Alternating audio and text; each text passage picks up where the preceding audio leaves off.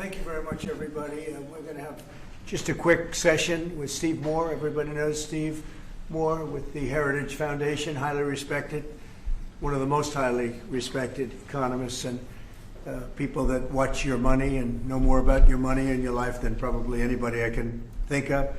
And I want to thank Steve for being here. I saw this today. They came out. What he puts out gets a lot of coverage, and I saw some of them, and then he had a couple of others. And I'd like to ask Steve maybe to discuss a few of these numbers that were just released. I mean, literally just released. And then we're going over, and we're going to do Purple Heart. We have some incredible, brave people that I look forward to, so we're going to do that right after this. Steve, could you say a few words about the various charts? Thank you, Mr. President. So I called the President because I had some very good news from some new data that we've been able to put together that no one has ever seen before, and I'll just very quickly go through these. So I was telling the President that he did the right thing in calling for a new head of the Bureau of Labor Statistics, because this shows that over the last 2 years of the Biden administration, the BLS overestimated job creation by 1.5 million jobs. That's a, Mr. President, that's a gigantic error. And I don't know if she's, I'm not making it. It might not have been an error, that's the bad part. If it was an error, it would be one thing. I don't think it's an error. I think they did it purposely. Whether that, you may well be right, but even if it wasn't purposefully, it's incompetence. Right. Okay, so 1.5 million jobs overestimated. We have access to the some data that no one else does on what has happened month by month with median household income. This is based on unpublished Census Bureau data. It will be released sometime in the next 6 months, but we get an advanced look at it. And so I was telling the President in his first 5 months in office, starting in January through the end of June, the average median household income adjusted for inflation for the average family in America is already up $1,174. That's an incredible number. Yeah. Just came out. Just came out. So that's a giant gain. And if I would have said this, nobody would have believed it. There's your number. We're doing well. So the next one compares, we finally have the 2024 data on what happened with real family income in the United States. And so what I did was I compared the record in Donald Trump's first term with the Joe Biden first term. And you can see that, by the way, these dotted lines here, Mr. President, that's COVID. So if it had not been for COVID, these numbers would have been substantially better. But even taking account President Trump's last year in 2020, we saw a $6,400 real after inflation gain in income for the average family. And that compares with Joe Biden, which was a measly $551.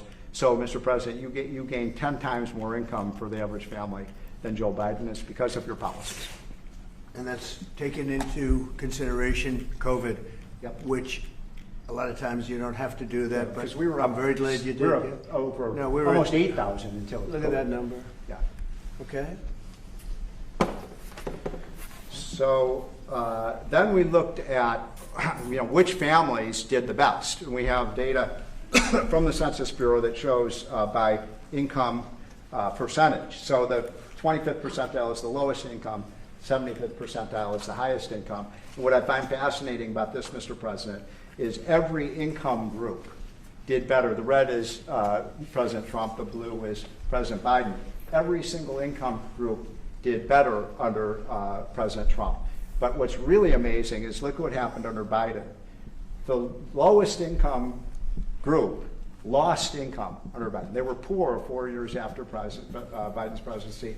No gain virtually whatsoever for the middle class. And the rich was the only group that did better under Biden, which is ironic because Biden keeps saying he was trying to get rid of income inequality. He made income inequality worse, not better. It was President Trump that reduced income inequality. These numbers just came out, by the way. Yep. And then finally, these are the numbers just I just showed you in percentage terms. Mr. President, these are the numbers in dollar terms. So even the lowest income 25th percent gained about $4,000 in income. That's a lot for a lower income family.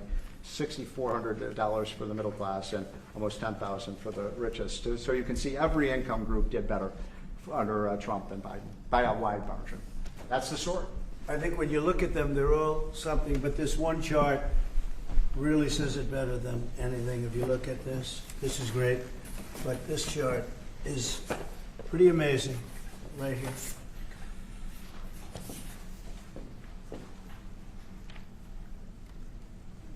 All new numbers. Okay, so we're going to go now over to East Room, and we're going to celebrate some very brave people with the Purple Hearts. Yeah, please. Mr. President, just to follow up on the India tariffs, do you expect increased trade negotiations, since you've announced the 50% tariff? No, not until we get it resolved. Mr. President, is your deadline for Vladimir Putin agreeing to a ceasefire still stand tomorrow? Or is that fluid now that talks Say it, what? Is your deadline still standing for Vladimir Putin to agree to a ceasefire tomorrow, or is that fluid now? It's going to be up to him. And We're going to see what he has to say. It's going to be up to him. Very disappointed. Yeah. do you have to meet with? Does Putin have to meet with Zelensky in order and before you and Putin have to meet, or No.